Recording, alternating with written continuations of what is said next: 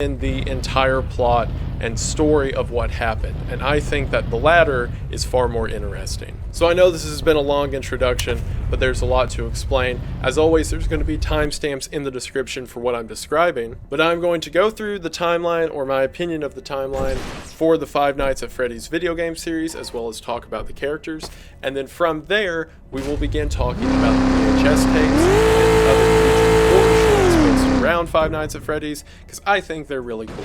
And if any of this sounds cool to you, stick around after the ad, as we're going to get into pretty much the entirety of the Five Nights at Freddy's series. But before you listen to me ramble for an absurd length of time, let's make sure you're listening the right way with today's sponsor, Raycon earbuds. Consensus is that Junior's is the first offshoot location of Fredbear's Family Diner, which is a place known as Freddy Fazbear's Pizza. So whenever William goes to the door of Freddy Fazbear's Pizza, the worker at the front door says, "You know you can't be here, don't make it has to be."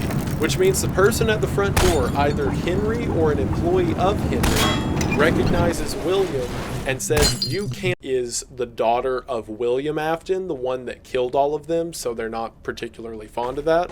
Either way, Elizabeth, aka Circus Baby, reassembles her original form out of scrap metal and becomes a kind of junk version of herself known as Scrap Baby. Ennard, which again is the collective consciousness of all of the children murdered by William except for the puppet Charlie, we'll get to her in a minute, decides that the best way to continue survival is to scavenge parts and try to appear as a normal animatronic, or at least a sustainable one. So they do, and Ennard converts itself into a creature known as Molten Freddy.